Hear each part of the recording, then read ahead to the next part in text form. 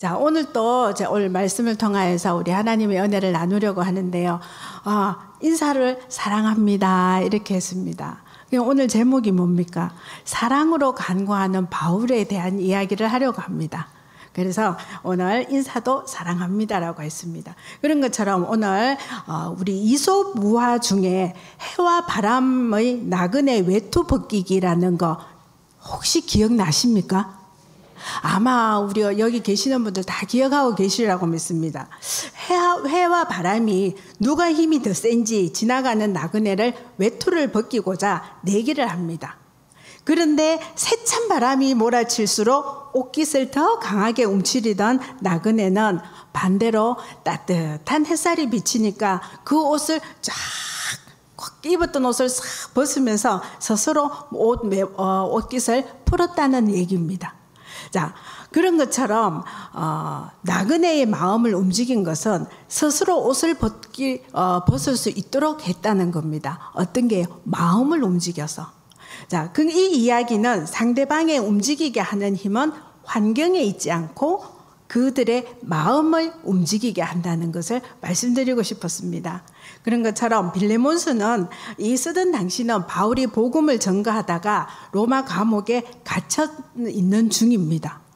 오늘 오전에 우리 목사님이 바울에 대해서 갇혀 있는 바울에 대해서 제가 해야 되는데 다 하신 것 같아요.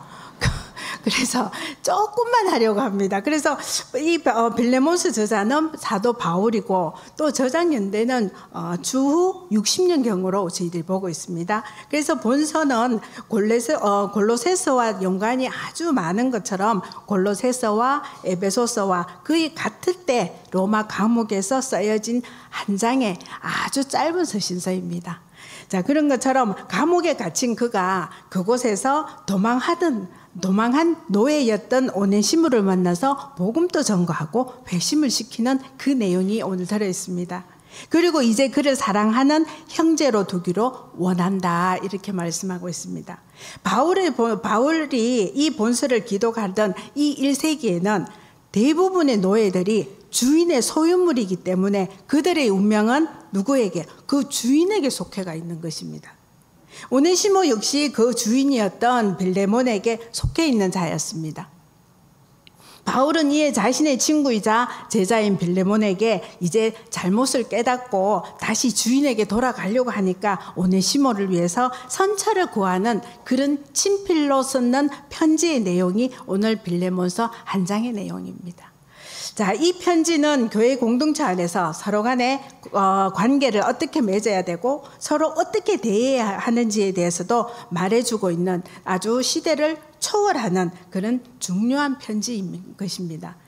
자, 그 중에서 오늘 본문 8절에서 10절 노년의 바울이 오네시모를 위해서 빌레몬에게 사랑을 바탕으로 한 겸손과 정중함으로 간청하는 부분입니다.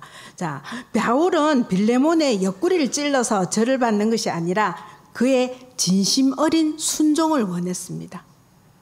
빌레몬에게 옳은 일을 행하라고 명령하는 것이 아니라 정중히 요청하는.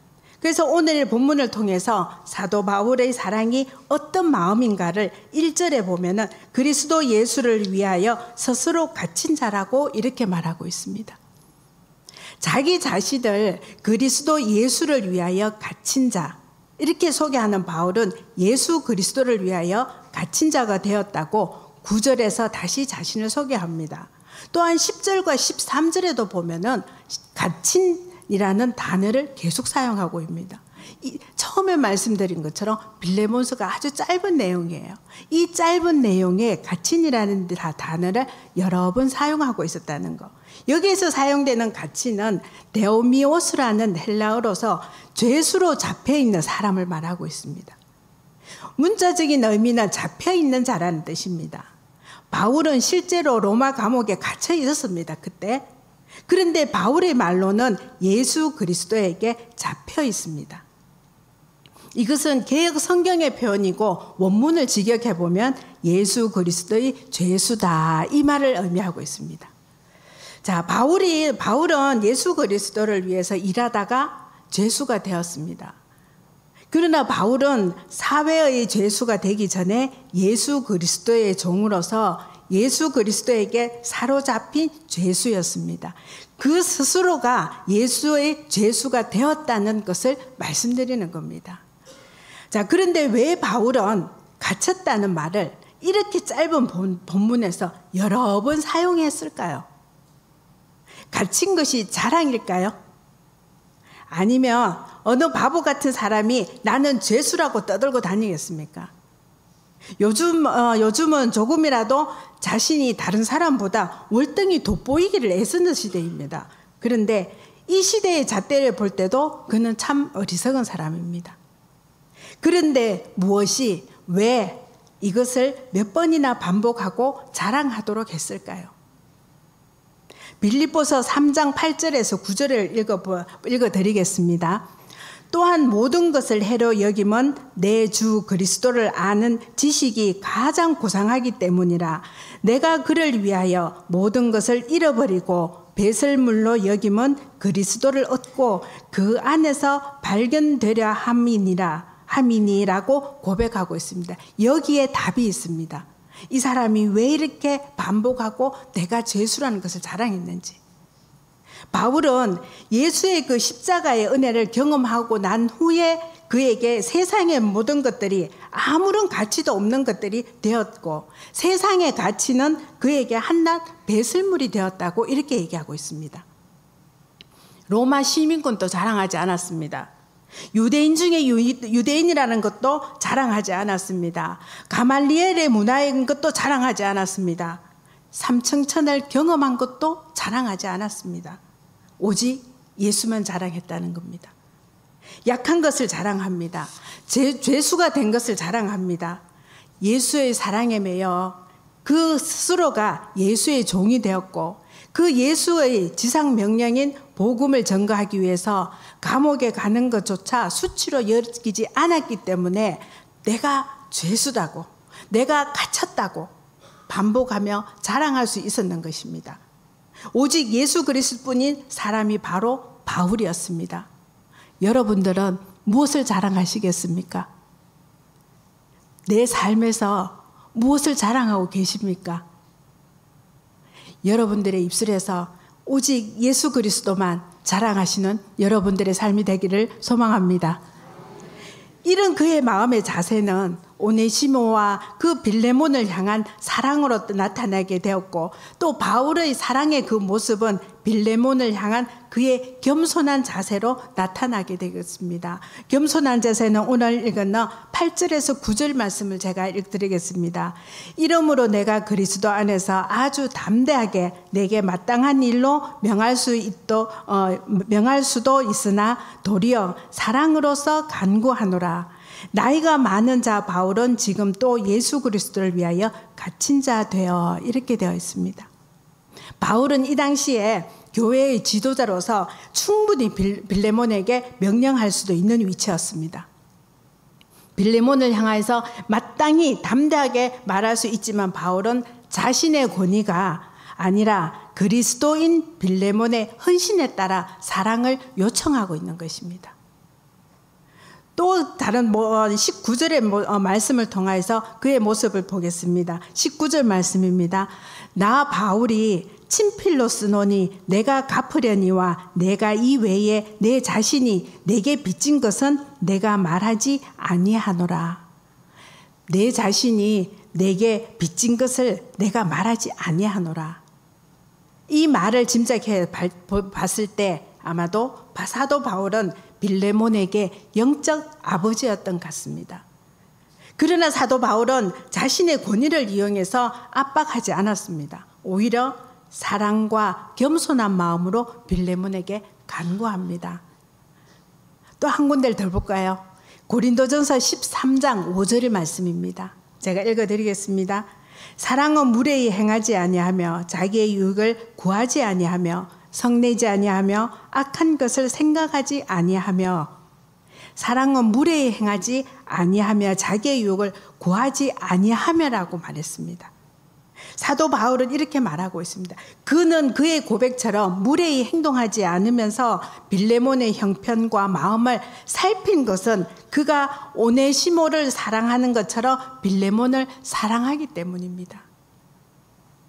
사랑하는 빌레몬이 바울의 부탁 때문에 억지로 오네시모를 용서하는 것을 원하지 않았습니다. 물론 바울이 명령을 해도 빌레몬은 순종을 합니다.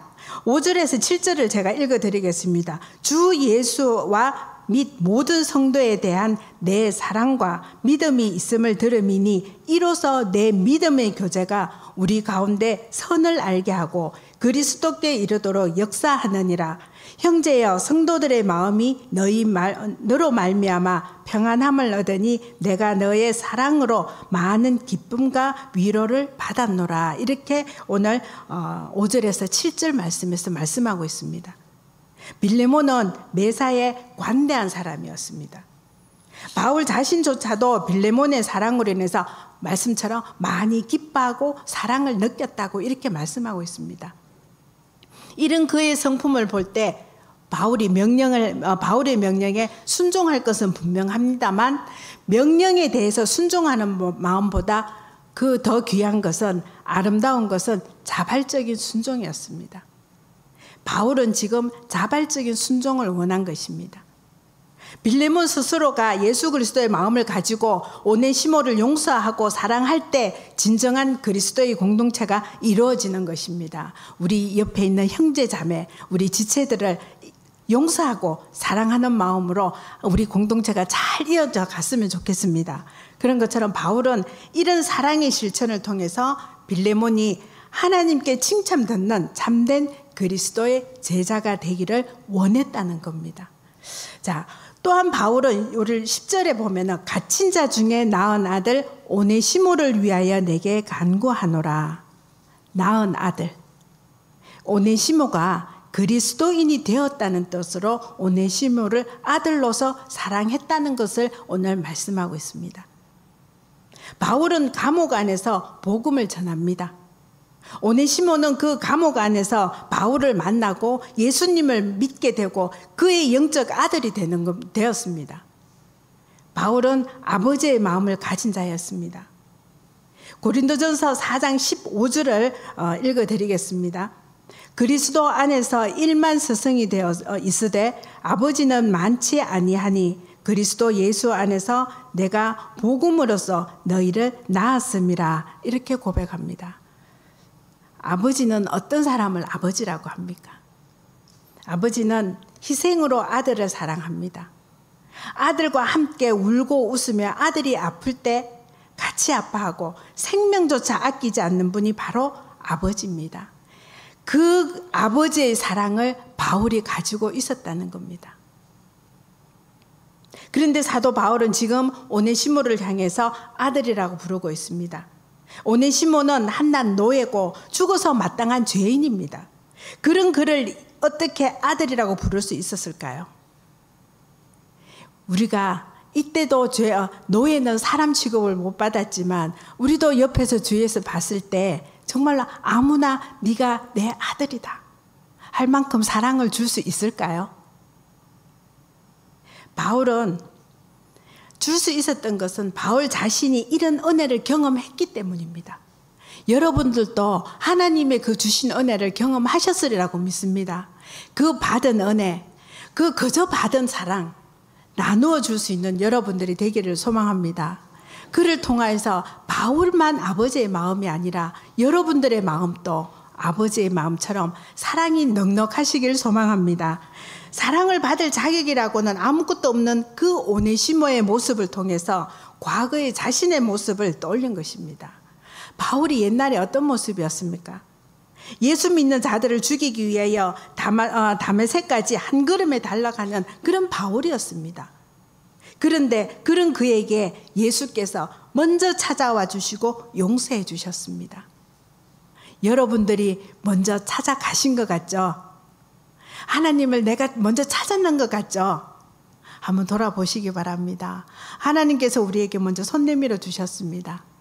하나님께서 우리를 다 용서해 주셨습니다. 하나님께서 우리를 먼저 자녀 삼아 주셨습니다. 그 사랑을 한번 돌아보시기 바랍니다. 그런 것처럼 그것은 바로 십자가의 대속의 은혜를 경험했다는 것입니다. 이제 그 사랑 때문에 바울은 예수님처럼 아무 조건 없는 사랑을 베풀었습니다. 그 사랑이 바로 노예인 오네시모를 그의 아들로 삼았다는 것입니다. 사랑하면 서로 닮는다고 했습니다. 부부도 닮는 것 같아요. 이런 바울이 예수님을 닮아갔던 것처럼 바울의 사랑에 감동을 받았던 오네시모도 역시 사울을 닮았습니다. 자, 자신의 영적 아버지인 그 사도 바울이 예수님의 대적자 사울에서 위대한 복음 전거자 바울이 되듯이 오네시모는 무익한 자에게 유익한 자로 바뀌었다고 오늘 11절에서 말씀하고 있습니다. 더 나아가서 12절에 보면 내게 그를 돌려보내노니 그는 내 신복이라. 그는 바울의 신복이라고 말하고 있습니다. 이런 그를 위해서 바울은 노년의 몸으로 친히 사랑으로 간구하고 있는 것입니다. 자, 스스로 예수님의 죄수로 여겼던 그 바울의 사랑하는 마음이 빌레몬과 오네시모에 대한 사랑의 모습이었습니다. 나의 모습은 어떻습니까? 나는 내 모습을 통하여서 사랑이 흘러가고 있습니까? 이 사랑의 모습은 깊은 구속의 은혜를 체험한 것에서 출발하는 것입니다. 여러분들도 그 은혜를 받으셨죠? 그 은혜에서 사랑으로 돌아보실 수 있기를 바랍니다. 이 시간 우리는 자신이 하나님 앞에서 죄인임을 인정하시기 바랍니다. 인정할 때 내가 누구라는 자신의 정체성을 발견하게 될 것입니다. 내 안에서 어떤 소망도 없는 나는 철저한 죄인입니다. 무익한 자임을 깨달았을 때 비로소 하나님의 도우심을 진정으로 갈망하게 될 것입니다. 이때 하나님은 우리를 만나주시고 또 은혜의 손길을 내밀어 주실 것입니다. 자신을 그리스도의 죄수로 여기시기 바랍니다. 죄수란 자유가 없습니다. 세상과는 철저하게 분리되는 것입니다. 그것이 죄수입니다. 우리는 우리 스스로 그리스도의 죄수가 되어야 합니다. 여러분, 그리스도의 죄수가 되셨습니까? 아직 생각해 봐야 되겠습니까? 예, 고백하시기 바랍니다. 예수님을 위해 내가 당연히 누리던 그 권리를 포기하십시오. 내가 자랑하던 것들을 내려놓으시기 바랍니다. 그리고 나를 그리스도의 죄인으로 여기면서 그분이 명령하시는 대로 삶을 살아가시는 여러분들의 삶이 되시길 소망합니다. 또한 우리는 이 세상에 그리스도의 사랑을 보여줘야 됩니다. 내가 죄수로만 살아가는 것이 아니라 내가 받은 그 사랑을 주어야 된다는 겁니다. 예수님은 이 땅에 하나님의 사랑으로 나타내려 오셨습니다. 사도 바울도 자신이 마땅히 취할 권리를 취하지 않고 사랑과 겸손을 실천했습니다. 또한 낮아져서 노예를 아들로 삼는 신분을 초월하는 그런 사랑을 보여주었습니다. 사람들은 우리의 말을 통해서 감격하는 것이 아니라 우리의 삶을 보고 감격하는 것입니다. 우리의 모습을 볼 때 예수 그리스도가 드러나며 우리의 교제 안에서 예수의 사랑이 흘러가는 내단 교회가 되었으면 좋겠습니다. 감옥에서 복음을 전가하는 바울처럼 우리도 복음을 전가하는 정인의 삶을 살기를 소망합니다. 장소가 중요한 것이 아닙니다. 바로 지금 내가 서 있는 곳, 그 자리가 바로 사명의 자리입니다. 주위를 돌아보시고 손을 한번 내밀어 보십시오. 우리를 위해서 생명을 주신 그분의 사랑을 한번 전하여 보십시오. 우리는 주님의 택하심을 입어 구원을 받은 사람들입니다. 구원받은 그리스도인의 사명은 주님을 기쁘게 하시는 일입니다. 그런 것처럼 그리스도의 죄인인 것을 고백하며 사랑의 사명을 잘 감당하는 여러분들의 삶이 되시길 간절히 소망합니다. 기도하겠습니다. 사랑의 하나님 감사합니다. 바울은 삶과 또 겸손한 모습을 통하여서 그리스도의 사랑을 전하였습니다. 스스로 그리스도의 갇힌 자가 된 죄인으로서 오직 예수님만 자랑하였습니다. 우리도 그리스도의 갇힌 자가 된 죄인으로 오직 예수님만 자랑하게 하옵소서. 우리의 삶을 통하여 예수 그리스도가 드러나며 우리의 교제 가운데 예수님의 사랑이 흘러 복음의 증인이 되도록 인도하여 주시옵소서. 우리를 죽기까지 사랑하시는 예수 그리스도의 이름으로 기도합니다. 아멘.